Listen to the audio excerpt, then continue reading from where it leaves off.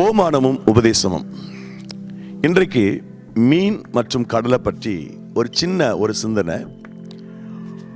மீன் உப்பு நிறைந்த கடல்ல தான் அதனுடைய ஜனனம்.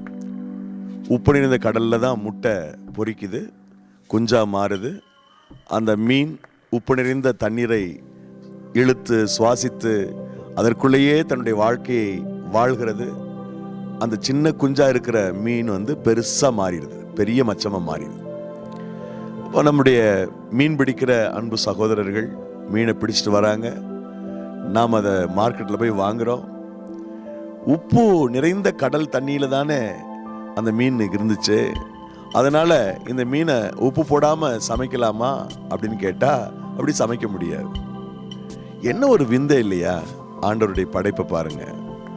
உப்பு நிறைந்த கடல் தண்ணியில தான் அது பிறக்குது, வளருது. அந்த தண்ணியை தான் உள்வாங்கி வெளியில விடுது. ஆனா அந்த மச்சத்துக்குள்ள, அந்த ஃப்ளஷ்ல உப்பு இல்லை. எவ்வளவு ஆச்சரியம்! எவ்வளவு பெரிய மீனா இருந்தாலும், எத்தனை காலங்கள் கடல்ல அது இருந்திருந்தாலும், பிடிச்சிட்டு வந்து நாம் அதை சமைக்கும்போது உப்பு போட்டு தான் சமைக்கணும். அப்போதான் அது வாய்க்கு ருசிகரமாக இருக்கும். அதே மாதிரி தான் நான் வாழ்கிற இந்த உலகம் என்பது பாவத்தால் நிறைந்த உலகம், அக்கிரமத்தால் நிறைந்த உலகம். எங்கே திரும்பினாலும் பிரச்சனை, எங்கே திரும்பினாலும் கஷ்டங்கள். நாம் உண்மையாக வாழ நினைச்சா கூட வாழ முடியாத ஒரு சூழல் இந்த பூமியில் இருக்குது.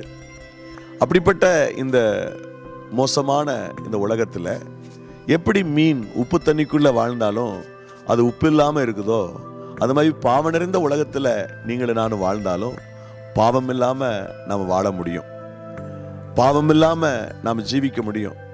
நாம் பரிசுத்தமாக வாழணுன்றது தான் ஆண்டவருடைய விருப்பம். அதுக்கு தான் நம்மை அழைத்தும் இருக்கிறார். பரிசுத்தவான்களாக இருக்க வேண்டும் என்று கர்த்தர் நம்மை அழைத்திருக்கிறார். அவர் பரிசுத்தர், ஆகையால் நாமும் பரிசுத்தமாக இருக்கணும் அப்படின்னு 1 பேதுரு புஸ்தகம் 1 அதிகாரம் 15-16 வசனங்களில் வாசிக்கிறோம். 23:9 என்னாகமத்தில், என் ஜனங்கள் ஜாதிகளோடு கலவாமல் தனியே வாசமாயிருப்பார்கள் என்று சொல்லப்பட்டிருக்கிறது.